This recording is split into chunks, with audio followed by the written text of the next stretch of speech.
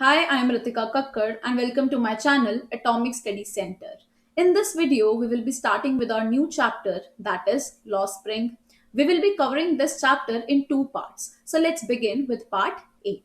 This chapter is written by Anise Jung. She was born in Rourkela in India and her both parents were writers. So she began writing from very early age.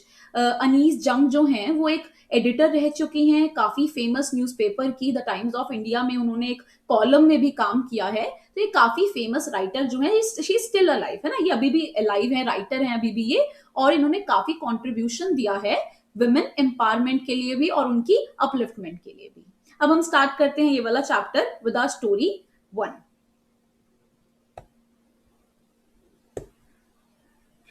Sometimes I find a rupee in the garbage. पहली जो story है वो आपकी बात कर रही है sometimes I find a rupee in the garbage कि एक बच्चा है जिसका नाम है साहिब और वो क्या कहता है वो कहता है कि sometimes I find a rupee in the garbage कि कभी कभी मुझे 1 रुपए का सिक्का जो है वो गार्बेज में मिल जाता है. आप कह सकते हो ये स्टोरी का ही एक पार्ट है स्टोरी की ही एक लाइन है जो कि साहिब ऑथर को बता रहा है. ठीक है एनीस जंग जो है वो एक सर्वे पे हैं वो आप कह सकते हो कि वो स्टोरीज कलेक्ट कर रही हैं कुछ अपना सर्वे कर रही हैं कुछ हो सकता है अपना ब्लॉग लिखने आई हैं किसी टाइप का ये वहां पे घूम रही हैं एक जगह पे और वहां पे उनसे एक बच्चा टकराता है साहिब. ठीक है she is in the conversation with him.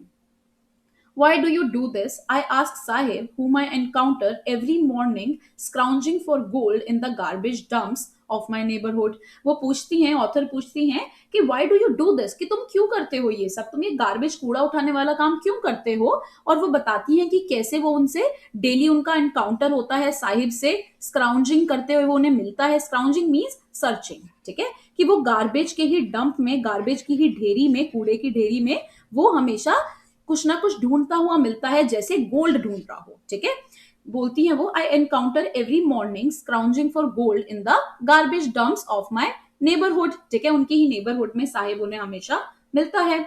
Sahib left his home long ago set amidst the green fields of Dhaka. His home is not even a distant memory. अब साहिब जो है वो काफी पहले ही अपना घर छोड़ के आ चुका है. वो कहाँ पे रहने वाला था वो ढाका में रहने वाला था. ढाका कौन सी जगह है बच्चों बांग्लादेश की कैपिटल है. तो ये जो साहिब है आप कह सकते हो ये एक रेफ्यूजी है ये वहां से छोड़ के इंडिया में भाग के आ गई थी इसकी फैमिली. तो ये यही बता रही है ऑथर कि कैसे वो ग्रीन फील्ड्स में रहा करता था ढाका को छोड़ के उन्हें इंडिया में आना पड़ा. His home is not even a distant memory. अब क्योंकि इतना टाइम हो गया है तो साहिब को अपने घर के बारे में कुछ याद नहीं है. There were many storms that swept away their fields and homes. His mother tells him.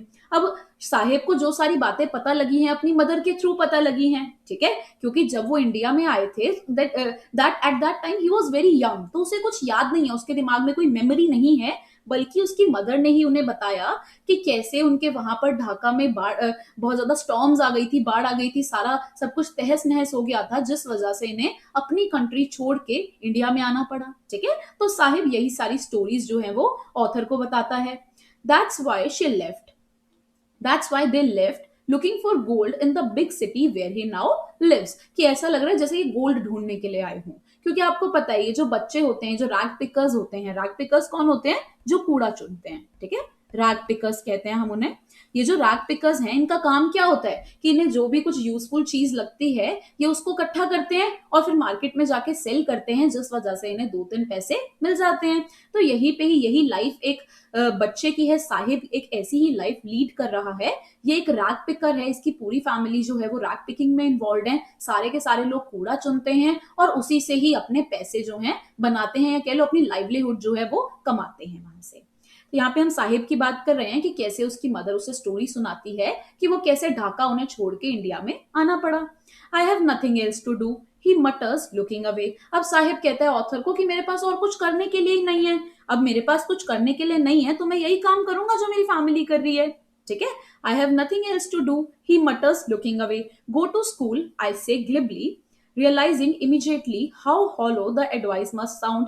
अब यहाँ पे ऑथर कहते हैं कि तुम स्कूल क्यों नहीं चले जाते कि अगर तुम्हारे पास कुछ करने के लिए नहीं है then why don't you go to school and study.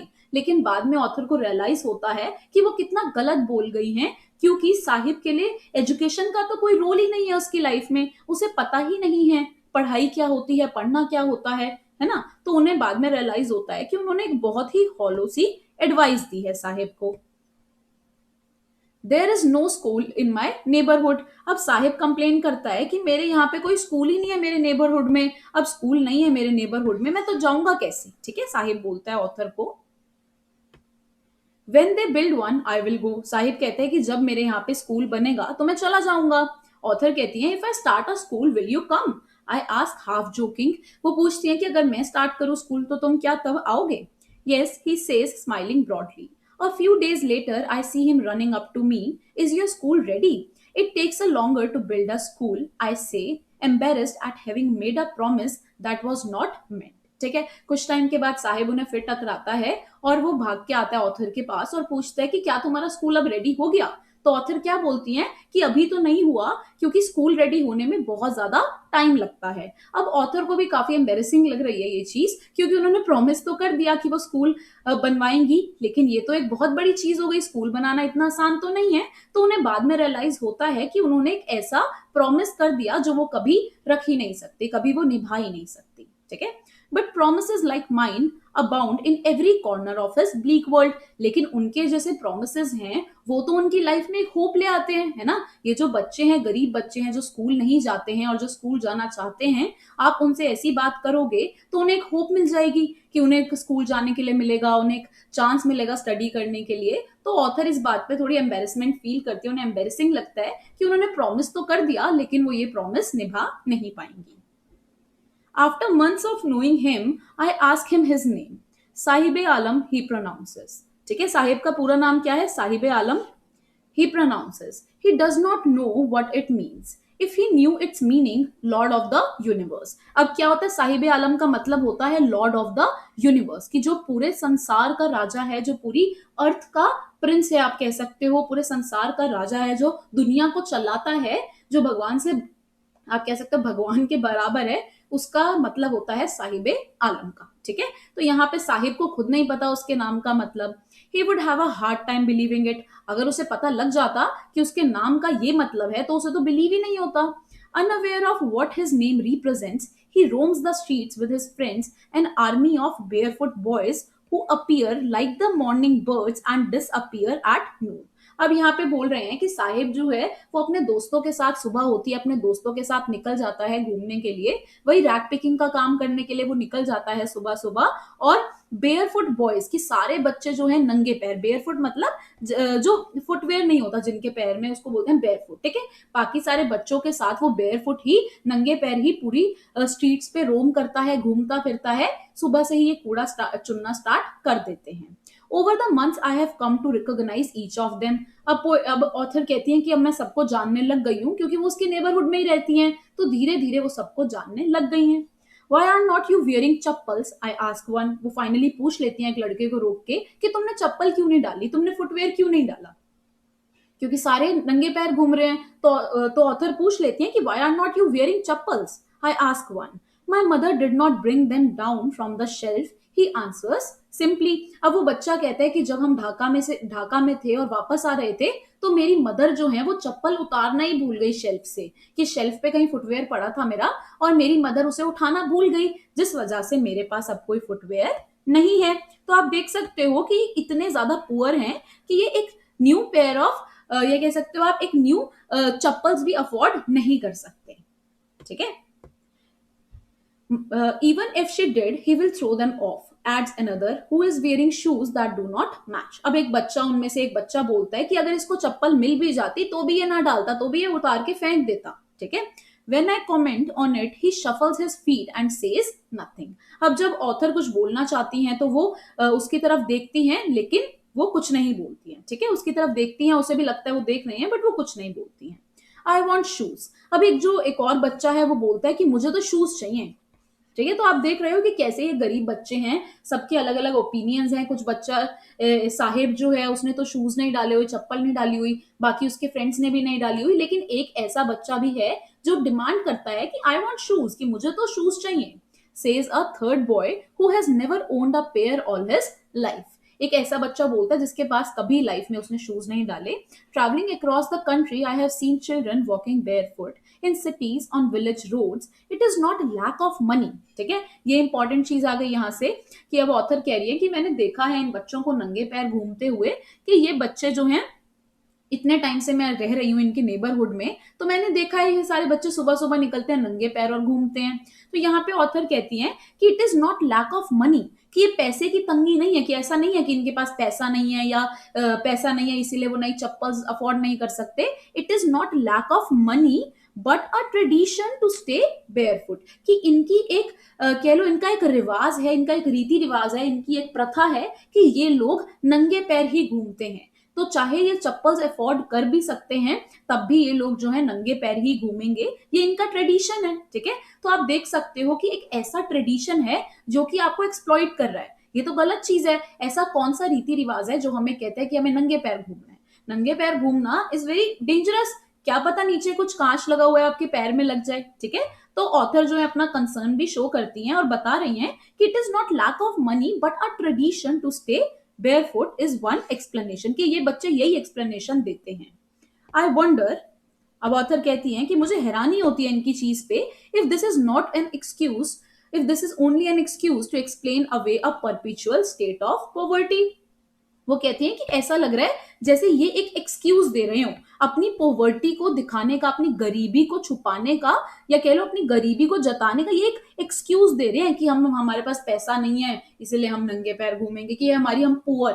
ठीक है, वो कहती हैं कि ये ऐसा लग रहा है इनकी परपिचुअल स्टेट ऑफ पॉवर्टी को दिखा रहा है, एक एक्सक्यूज दे रहे हैं। परपिचुअल मतलब जो हमेशा रहती है, पेरिनियल। ठीक है, जो हमेशा गरीब ही रहते हैं, इनकी सिचुएशन कभी इंप्रूव ही नहीं हो सकती है। ये जो रैग पिकर्स हैं इनकी सिचुएशन पुअर है, बहुत ज्यादा गरीब हैं ये, और ये हमेशा ही ऐसे ही रहते हैं। और ऐसा लग रहा है ये इसको एक्सक्यूज बना के यूज करते हैं कि इनकी गरीबी का ये एक्सक्यूज बना रहे हैं कि हम तो नंगे पैर घूमेंगे। ठीक है, तो ये एक ट्रेडिशन है जो कि सही नहीं है, जो कि इन्हें एक्सप्लॉइट कर रहा है, इन्हें बर्बाद कर रहा है। I remember a story a man from Udupi once told me. अब यहाँ पे ऑथर कहती हैं कि मुझे एक स्टोरी याद आ रही है कि उडीपी में ही कि एक बंदा था, उडीपी का, उडीपी एक जगह है, वहां का एक बंदा था, उन्होंने एक स्टोरी सुनाई थी।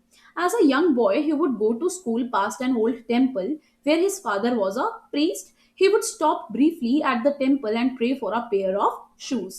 30 years later, I visited his town and the temple, which was now drowned in an air of desolation. ठीक है, अब यहाँ पे ऑथर कह रही हैं कि मुझे ना एक स्टोरी याद आ रही है जो मुझे उडीपी के ही एक बंदे ने सुनाई थी अपने बचपन के बारे में, कि जब वो पर्सन यंग हुआ करता था, जब वो बच्चा था, तो वो डेली मंदिर में जाता था, प्रार्थना करता था, क्योंकि उसके फादर भी क्या थे, एक पुजारी थे, एक प्रीस्ट थे। ठीक है, तो वो डेली जाता था सुबह और प्रे करता था कि भगवान उसे एक पेयर ऑफ शूज दे दे, कि उसे पहनने के लिए जूते चाहिए, तो भगवान उसको उसकी विश को ग्रांट करें और उसको जूते दे दें। और अब 30 साल के बाद जब ऑथर खुद जाती हैं उडीपी और वो उस टेम्पल में जाती हैं, तो देखती हैं कि अब वो टेम्पल और वो जो घर था वो तो एकदम डेसोलेट हो गया, मतलब वो तो एकदम वो हो गया है, खंडर बन गया है जहां पे वो रहते थे। लेकिन बैकयार्ड में, कि उसी के ही वो जो मंदिर था वो तो खंडर बन गया है, लेकिन उसके पीछे ही एक नए प्रीस्ट अब रहते हैं। ठीक है, एक नई फैमिली वहां पे रहने आई है, वो भी पुजारी हैं लोग, वो भी प्रीस्ट हैं, और उनके घरों में क्या है, रेड एंड व्हाइट प्लास्टिक की चेयर्स भी हैं। तो इसका मतलब क्या है बताने का, ऑथर यहाँ सिचुएशन को कंपेयर कर रही हैं कि जो प्रीस्ट लोग होते थे, जो ये पुजारी लोग होते थे, इनकी कम्युनिटी होती थी, ये 30 साल पहले कैसे थे और अब ये 30 साल के बाद कैसे हैं। कि पहले इनके पास जो है शूज भी नहीं होते थे पहनने के लिए, इनके बच्चे प्रे करते थे कि इनको शूज मिल जाएं, लेकिन अब 30 साल के बाद देखो तो इनकी सिचुएशन काफी इंप्रूव हो चुकी है। इनके पास अब जूते हैं, चप्पलें हैं पहनने के लिए, इनफैक्ट इनके घरों में रेड एंड व्हाइट प्लास्टिक की चेयर्स भी हैं। A young boy dressed in a grey uniform, wearing socks and shoes, arrived panting and threw his bag on a folding bed. Looking at the boy, I remembered the prayer another boy had made to the goddess when he had finally got a pair of shoes. Let me never lose them. The goddess had granted his prayer. Young boys like the son of the priest now wore shoes, but many others like the rag pickers in my neighborhood remain shoelace. अब यहाँ पे author कह रही हैं कि जब मैं 30 साल बाद वहां जाती हूँ तो मैं देखती हूँ कि सारी सिचुएशन चेंज हो चुकी है, कि वो जो कम्युनिटी है प्रीस्ट की उनमें ट्रांसफॉर्मेशन आया है, अब वो शूज अफोर्ड कर सकते हैं। और वहीं जब वो एक नई फैमिली से मिलती हैं तो देखती हैं कि उनका बच्चा अभी अभी स्कूल से आ रहा है, शूज और सॉक्स डाली हुई है उसने, वो अपना बैग फेंकता है बेड पे क्योंकि बहुत थका हुआ है वो, उसे पसीना आ रहा है। ठीक है, तो वो बता रहे हैं कि उस बच्चे को देख के ऑथर को याद आता है कि वो उडीपी का वो पर्सन जो जिसने अपने बचपन में कभी प्रे किया होगा भगवान से, कि उसने हाथ जोड़ के कभी प्रे किया होगा कि गॉड उसकी विश को ग्रांट कर दें, और फाइनली जब उसकी ग्रांट पूरी, उसकी विश पूरी हो गई होगी, तो उसने भगवान को क्या बोला होगा, थैंक यू कहा होगा, और क्या कहा होगा, let me never lose them. उसने यही प्रे किया होगा उसके बाद कि अब मुझे शूज मिल गए हैं तो मैं कभी इनको लूज ना करूं। ठीक है, तो यहाँ पर ऑथर यही कहती है कि many others like the rag pickers in my neighbourhood remain shoelace, कि एक तो कम्युनिटी है प्रीस्ट की, इन पुजारी लोगों की है जो जिनकी सिचुएशन में इतना ट्रांसफॉर्मेशन आया है, और एक कम्युनिटी है रैग पिकर्स की, ये जो कूड़ा उठाते हैं, कि इनकी सिचुएशन में अभी तक कोई सुधार नहीं आया है, ये वैसे के वैसे ही हैं, इनकी कोई ग्रोथ नहीं हुई है, ये आज भी शूलेस ही घूमते हैं, नंगे पैर ही घूमते हैं जैसे पहले घूमते थे, तो इनकी लाइफ में कोई बदलाव नहीं आया है। My acquaintance with the barefoot rag pickers lead me to Simapuri, a place on the periphery of Delhi, yet miles away from it metaphorically.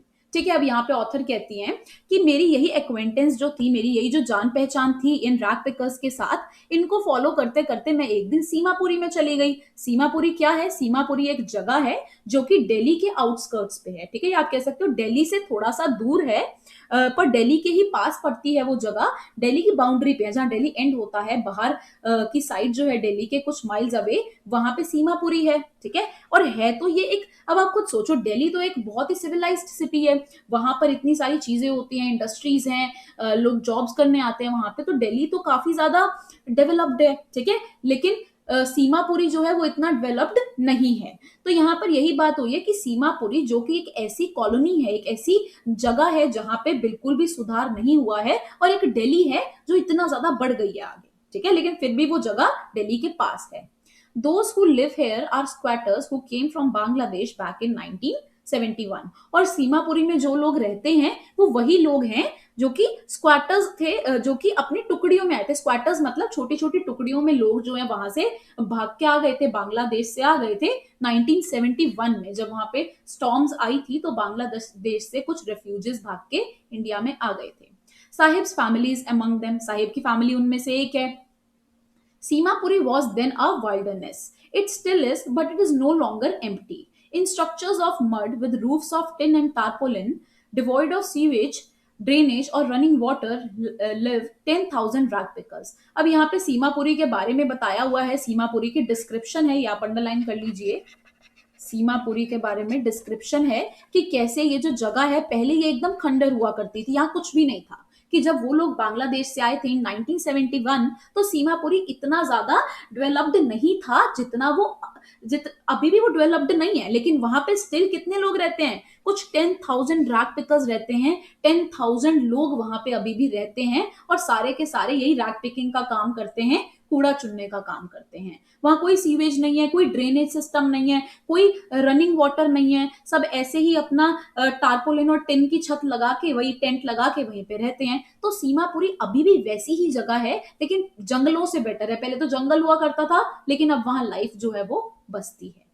ठीक है, they have lived here for more than 30 years, और ये लोग जो है ये 30 सालों से यहीं रह रहे हैं, विदाउट एन आइडेंटिटी, इनकी कोई आइडेंटिटी नहीं है, without permits but with ration cards that get their names on voter list and enable them to buy grain. कि ये लोग जो है 30 सालों से यहाँ पे रह रहे हैं, इनकी कोई आइडेंटिटी नहीं है, इनको कोई भी एक्नॉलेज नहीं करता, लेकिन बस इनको राशन कार्ड मिला हुआ है जिससे ये लोग ग्रेन्स बाय कर लेते हैं और अपना घर चलाते हैं, अपना थोड़ा बहुत खा पी के अपने जीवन को चलाते हैं। Food is more important for survival than an identity. और बोलते क्या है कि उनके लिए फूड ज्यादा इंपॉर्टेंट है सर्वाइवल के लिए, ना कि आइडेंटिटी। कि उनके लिए आधार कार्ड की जरूरत नहीं है, उनको उन्हें अपनी आइडेंटिटी नहीं दिखानी है, उनको चाहिए क्या? खाना। और वो ये रैग पिकिंग करके खाना जो है कमा लेते हैं इन राशन कार्ड्स के थ्रू। तो इनके लिए जो है, इनके लिए फूड जो है एक मीन्स ऑफ सर्वाइवल है, इनको बस सर्वाइव करना है, इनको जीना नहीं। ठीक है, तो ये यही कहते हैं कि food is more important for them than an identity. ये आ भी जाता है क्वेश्चन बच्चों, तो ये एक्सप्लेन करना है आपको। If at the end of the day we can feed our families and go to bed without an aching stomach, we would rather live here than in the fields that gave us no grain. वो कहते हैं कि अगर at the end of the day अगर हम यहाँ रह के खाना कमा पा रहे हैं, कि अपने बच्चों का पेट भर पा रहे हैं और अपना पेट भर पा रहे हैं, तो हम बेटर है यहीं पे ही रह जाएं इंडिया में, ना कि वो ग्रीन फील्ड्स में, ढाका में, जहां पे कुछ नहीं है, सिर्फ स्टॉर्म्स है, वहां पे कुछ नहीं है, सिर्फ वहां पे कोई जी नहीं सकता। तो बेटर है यहाँ पे रह जाएं, चाहे यहाँ पे सिर्फ खाना मिले, आइडेंटिटी ना मिले। ठीक है, तो आप कह सकते हो ये बस यहाँ पे बेयरली सरवाइव कर रहे हैं, खाने पीने के लिए हैं कि बस जिंदा रह लें कैसे ना कैसे करके, दो पैसे कमा के खाना कमा लें और सरवाइव कर लें यहाँ पे। आगे देखो, live here then in the fields that gave us no grain say a group of women in tattered saris when I asked them why they left their beautiful land of green fields and rivers. ये कौन बोलता है? वो females बोलती हैं जो फटी चिड़ी साड़ियों में बैठी हैं, क्योंकि अब वो गरीब है, पैसे उनके पास है नहीं, तो वो नई साड़ीज भी नहीं अफोर्ड कर सकती। तो ये जो वुमेन है वहां की, वो यही बातें करती हैं कि हम यहीं खुश हैं, एटलीस्ट यहाँ खाना तो मिल रहा है, वहां तो खाना भी नहीं था। ठीक है, wherever they find food they pitch their tents that become transit homes. Children grow up in them becoming partners in survival, and survival in Simapuri means rag picking. अब वहां पे जो भी इन्हें दिखता है, जहां पे भी इन्हें जगह दिखती है, वहां पे ये अपना टेंट लगा लेते हैं और रहने लग जाते हैं। और बच्चे जो हैं वो आपस में बड़े होते हैं, पार्टनर इन क्राइम बन के, जो है पार्टनर्स इन सर्वाइवल बन के, आप कह सकते हो, बड़े होते हैं, वही कूड़े के साथ, ये कूड़े के ढेर के साथ खेलते हैं, राग पिकिंग करते हैं। Through the years it has acquired the proportions of a fine art। और कुछ टाइम में ऐसा लग रहा है कि कि उनकी आर्ट बन चुकी है रैग पिकिंग, क्योंकि rag picking takes time. Rag picking करनी है तो कूड़ा चुनना है तो बहुत टाइम लगता है, सुबह से रात तक भटकना पड़ता है, तब जाके आपको कुछ चीजें मिलती हैं, बेचते हो तो दो पैसे आते हैं। तो वो यही कह रहे हैं कि इतनी आदत हो गई है इनको, 30 सालों से ये लोग यही काम कर रहे हैं, तो ऐसा लग रहा है कि it has acquired the proportions of a fine art, कि अब ये इनका आर्ट बन गया, ये रैग पिकिंग करना इनकी इनका काम बन गया है, ये इनका आर्ट बन गया है। ठीक है, इन्हें आदत हो गई है रैग पिकिंग करने की। Garbage to them is gold. और गार्बेज जो है इन लोगों के लिए वो गोल्ड की तरह है। It is their daily bread, a roof over their heads, and even even if it is a leaking roof. और इनके लिए गार्बेज जो है गोल्ड से कम नहीं है, ये इनका डेली ब्रेड है, इनके सर पे छत है वो भी इसी की वजह से है।